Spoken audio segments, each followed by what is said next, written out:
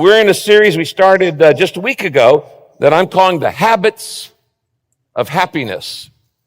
And we're looking verse by verse through the book of Philippians, which is the most positive, the most joyful, the happiest book in the Bible. Now, one of the common mistakes that we all make is we fall into the trap of what I call when and then thinking. When and then thinking. In other words, when such and such happens, then I'll be happy. And you have done this all your life, and so have I. We fall into this when and then thinking. When I get into college, when I get married, when I have a baby, when I get a job, when my kids are born, when my kids leave the house, when and then thinking, then I'll be happy. Last week, I shared with you 5 laws of happiness, and one of them is that happiness is a choice. You're as happy as you choose to be. If you're unhappy, you can't blame anybody for your unhappiness, because happiness is a choice. You don't go looking for happiness, you create it. It is something you create. And happiness, by the way, is not a goal. We talked about this last week. It is the byproduct of right thinking and right acting. Now, there are 4 common barriers to happiness. I want you to just write these down at the top of your notes there. 4 common barriers. I call these the killjoys of life, because when any of these enter into your life, then they're going to rob your happiness unless you're prepared for them. The first one, of course, is pain. Pain is a killjoy. It's hard to be happy and in pain at the same time. This morning, Kay and I were moving some Christmas boxes out of the attic down to the garage, which we had just remodeled a little bit. And as she stepped down the stairs, she fell over backwards. Yeah, and really hurt herself. And for the next hour, she was in major pain. There's no way she was going to be happy while she was in pain. And I was getting ice packs and things like that. And pain is a killjoy. But there's another one, and you're familiar with this one too. I call it picky people. Picky people. People of all kinds, actually, can cause you to lose your joy. They can be irritating, they can be demanding, they can be uncooperative, they can be arrogant. People are common killjoy in life. Number 3, pressure. Pressure can cause you to lose your happiness. And you can have pressure from within yourself, or you can have it around you. It can be internal or it can be external. And then number 4, and one you're all familiar with, of course, is problems. Problems. And there are all kinds of problems. So pain, people, pressures, and problems all are what I call the killjoys. Now, in Philippians chapter 1, verses 12 down to about verse 30 or so, Paul talks about all 4 of these killjoys. And we have an example of how to be happy no matter what's going on in your life. Now, I want to remind you that Paul, when he writes this book, the happiest book, he's in prison. He's in prison in Rome. In fact, the last 4 years of Paul's life had gone like this before he wrote this happiest book in the Bible. He spent 2 years in jail in Caesarea on false charges. 2 years in jail for false charges. Then he is sent on the way to Rome, and he is shipwrecked in the Mediterranean Ocean on the way to Rome, and he ends up on a desert island in the Mediterranean, and he's stranded there for a while with some people, and while he's there are some snakes, poisonous snakes on that island. He actually gets bit by a snake while he's there. Then he's imprisoned again for another 2 years in Rome with a guard chained to him 24 hours a day.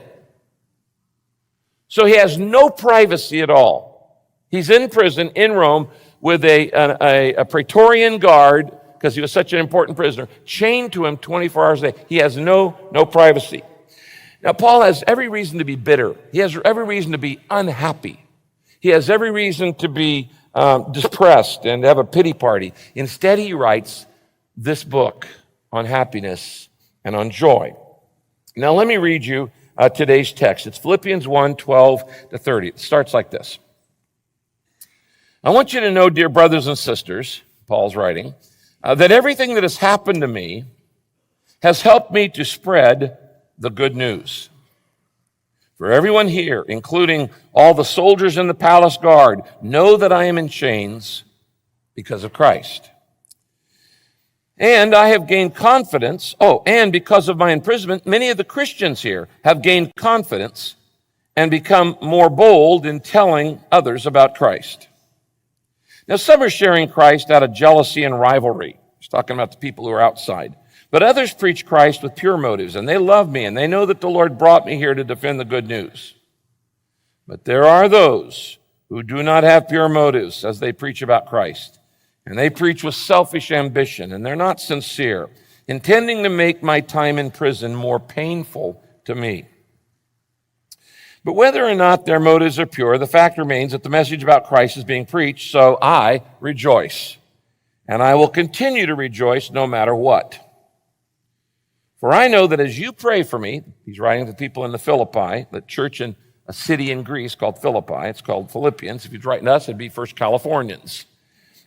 For I know, he says, that you are praying for me, and as the Spirit of Jesus helps me, this will all turn out for my deliverance.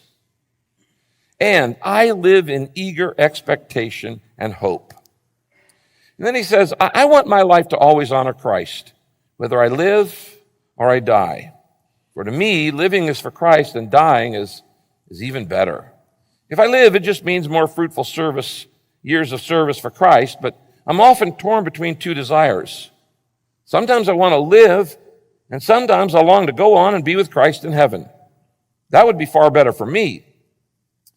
But it's better for you if I live, so that you can grow and that you can experience the joy of your faith.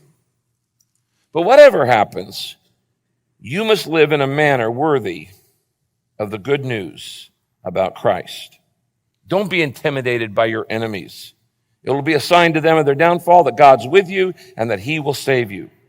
For you have been given not only the privilege of trusting in Christ, but also the privilege of suffering for him. And we are in this fight together.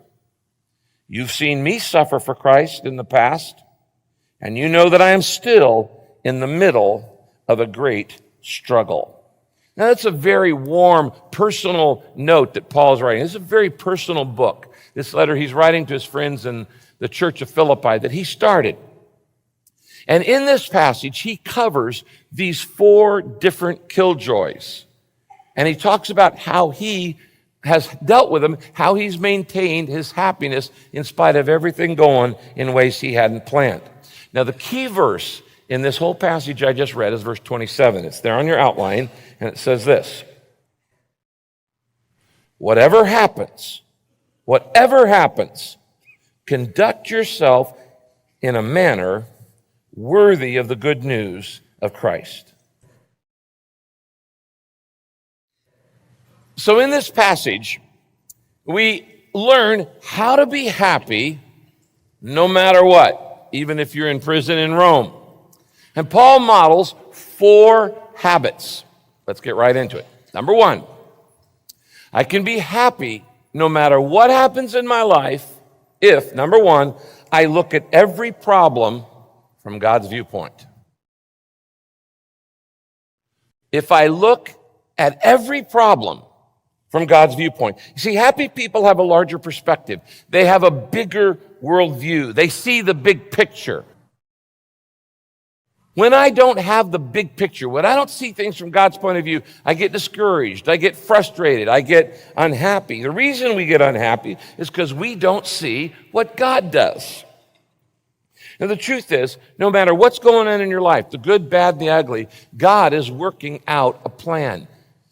And he even takes all of our mistakes and even puts those into the plan. He says, I can use that too. My sins, yes. My faults, yes. What other people do, yes. God says, I can fit it all into the plan.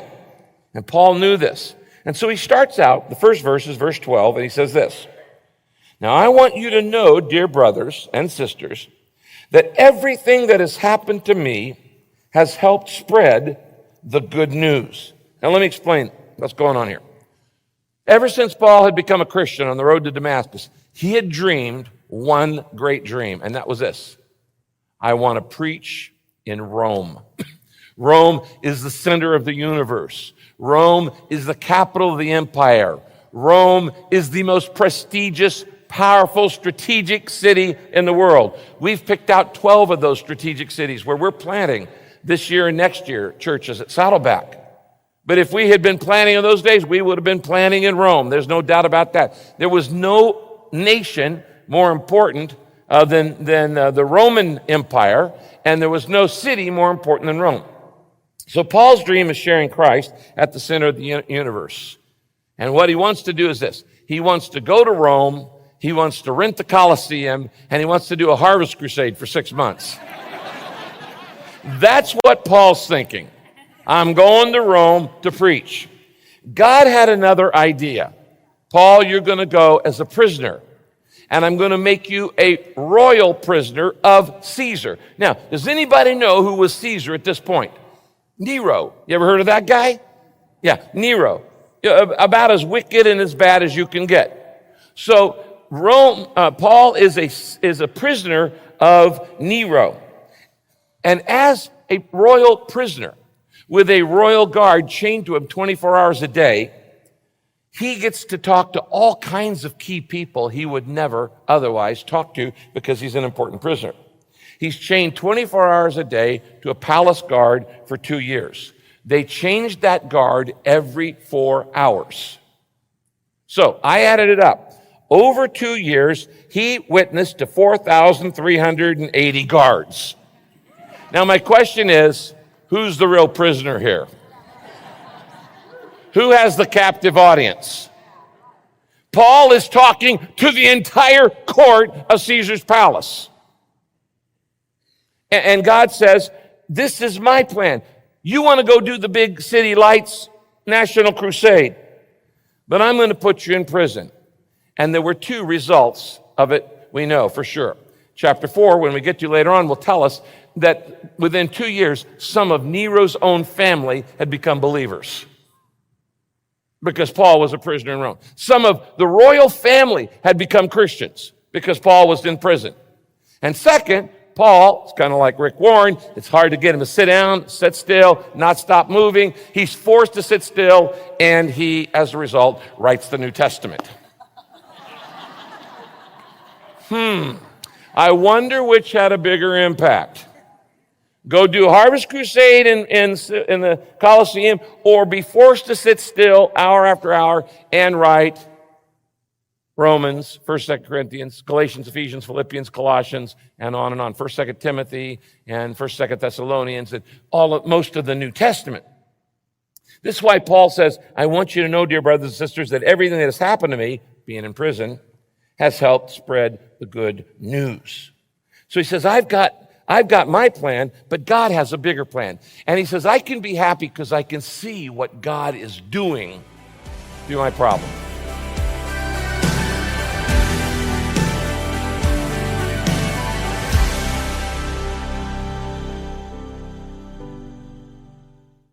If you are enjoying learning about the habits of happiness and want to go deeper into this study with Pastor Rick, I have some great news for you. Pastor Rick's brand new Habits of Happiness guided experience book is available to you right now.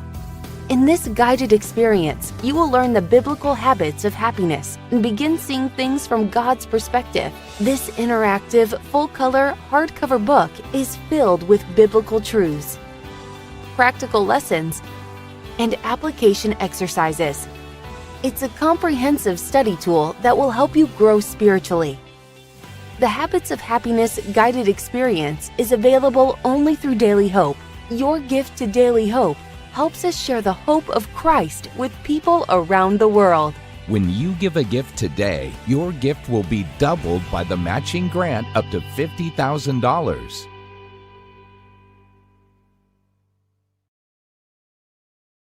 I want you to think of a problem that you're facing right now in your life. Okay? Think of a problem that you're facing in your life, and I want us to bow our heads for 30 seconds, okay? Just bow your head, and I want you to say these words in your heart.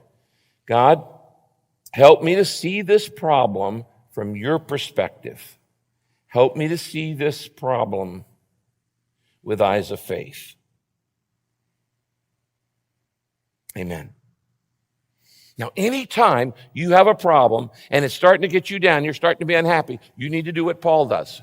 Learn to see it from God's point of view. What is God doing here? What's the bigger picture? What's the bigger perspective? And then you'll be able to face the problem in faith. And when you face the problem in faith, two things will happen. Write these down. First, it's a witness to unbelievers. When Christians handle big problems in faith, it is a witness to unbelievers. That's why in verse 13 he says, for everyone here, talking about the palace guard and in the royal prison, everyone here, including all the soldiers in the palace guard, knows that I'm in chains because of Christ. Well, I guess so. He'd witnessed over 4,000 times to guys chained to him. It's a witness to unbelievers. Number two, it's an encouragement to believers. Verse 14, he says this, and because of my imprisonment, many of the Christians here have gained confidence, those in Rome, and they've become more bold in telling others about Christ. It's a witness to unbelievers. It's an encouragement to believers. Have you ever thought that God might want to use the problem you're going through right now for the very same reason? You know, since Matthew died, both of these have been true in my life. It has been a witness to unbelievers. It's been an encouragement to believers. Why? Because Kay and I looked at the problem from God's perspective, not our own, and we faced it in faith. This week, the story went out in People magazine. I never imagined in my lifetime that I would ever be on People magazine. I mean, I know I'm that good looking, but I never imagined in my lifetime that I would be in People, on the cover of People magazine. So how many people have heard the gospel since Matthew died? Millions. Millions. Because of all of the stories and the interviews and the CNN and all that. Millions have heard the good news. And I could say, like Paul, I want you to know, friends, that all that has happened to me has worked out for the furthering of the good news. Have you ever thought that that might be true in the problem in your life? If you will look at it from that way, it's going to change your perspective in a major way. All right, number two, second habit. I can be habit no matter what happens if I never let others control my attitude. And this is a good example of Paul gives us right here in this passage. I can be happy no matter what happens in my life if I never let others control my attitude. I don't let them decide whether I'm going to be happy or not. Now, Paul, in this next section, he talks about 4 kinds of people. And while he's in prison, he says, now there are some people who are attacking my ministry. They slandered Paul. They judged Paul. They criticized Paul. They were gossip mongers. There were some people who supported his ministry that were friends. There were some who competed with his ministry. They're trying to kick him while he's down. And there were some who were, undermining his ministry. They're even trying to destroy him. They're trying to rub it in. He's in prison. They're trying to make it more painful. And in Philippians chapter 1, verses 15 to 17, Paul describes 4 kinds of people. 3 of them are killjoys. One's a good kind. And he says, there are 4 kinds of people in my life. There are critics, who are slandering me and who are creating all kinds of controversy. There are comrades, that's my friends. There are competitors who are preaching Christ out of rivalry. And he said there are conspirators who just want to make my problem worse. They want to rub it in. They want to kick me while I'm down, while I'm in prison. They're my enemies. Now notice these verses there on your outline. First verse, this is verse 15, talking about critics. He says, it is true that some preach Christ because they are jealous and quarrelsome. Circle the word quarrelsome. That word in Greek is the word eris, E-R-I-S. And it means they love to argue. Have you ever met anybody like that? They love to argue. They love conflict. They enjoy creating controversy. They enjoy getting into a cat fight. These people are contentious. They are divisive. They are critical. Have you ever heard a radio preacher like that? They're out there. Have you ever read a blogger or saw somebody on social media who was contentious and critical of somebody's ministry or this or that? If you haven't, just go to my website. And you'll find hundreds. There'll be plenty. Now, notice that here, he says they're jealous and they're quarrelsome. Notice that the critic's motive is usually jealousy. When people criticize something, they usually are jealous of it. But what he's saying here is, he says, I have to deal with these people. And would you agree that few things could rob your happiness faster than being criticized? When you're criticized at work, or you're criticized by friends, or you're criticized by neighbors, your stomach starts churning. Why? Because we all want to be loved. We all want to be approved. We want everybody to like us. But let me give you a little happiness hint, one of those little HHs. You might write this down. I don't need other people's approval to be happy. I don't need other people's approval. I don't need other people's permission to be happy. You're as happy as you choose to be. If they're unhappy, that's their choice. But you don't have to depend on other people's approval in order to be happy. And if you haven't got it now, you're probably not going to get it. And you're going to be miserable if you try to live for the approval of everybody else.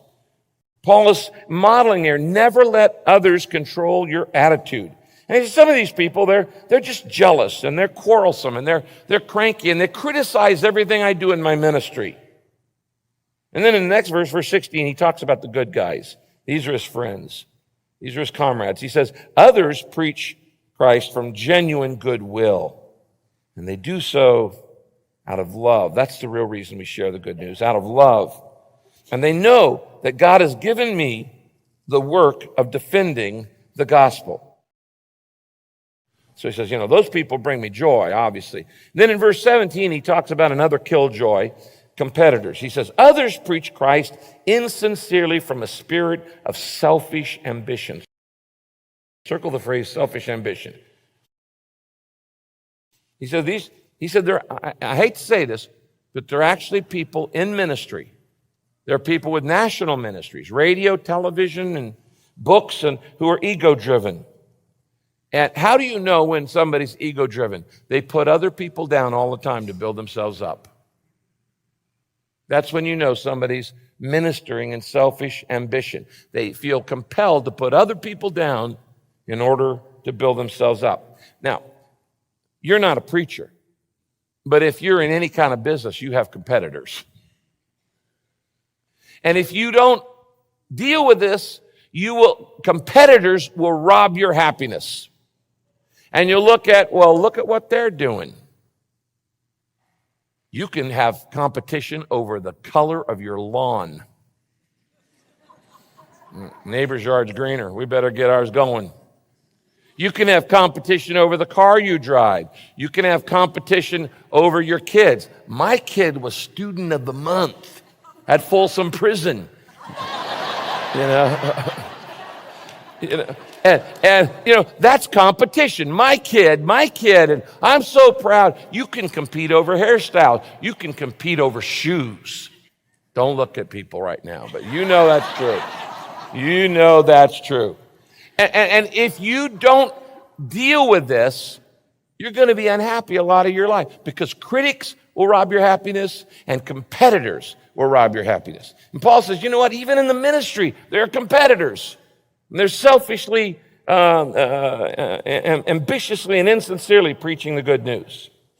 And then in the second part of verse 17, he talks about conspirators or enemies. These are people who just want to mess him up. He says, other people just want to stir up more trouble for me. And they want to add to my pain while I'm in prison. I did a whole series on this, remember, called The Crazy Makers. Remember that one? Crazy Makers.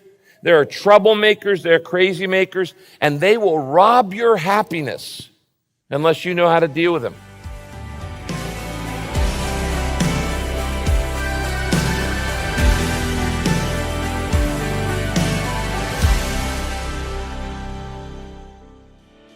Today, I want to ask you to join with Daily Hope as we focus on fulfilling the Great Commission of Jesus Christ.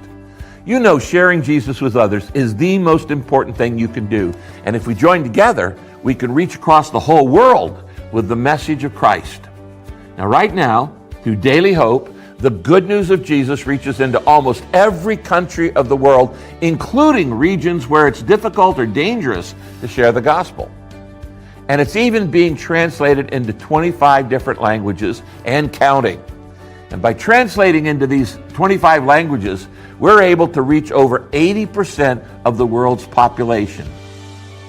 That's why I'm so excited to tell you that some incredibly generous friends have stepped forward and offered to double every single dollar you give in support of Daily Hope.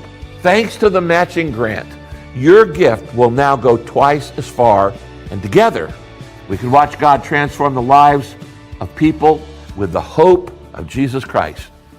When you give to Daily Hope, you're helping share the hope of Jesus with people everywhere. And right now, your gift will be doubled by the $50,000 matching grant. And we'll send you Pastor Rick's The Habits of Happiness Bible Study book to say thanks.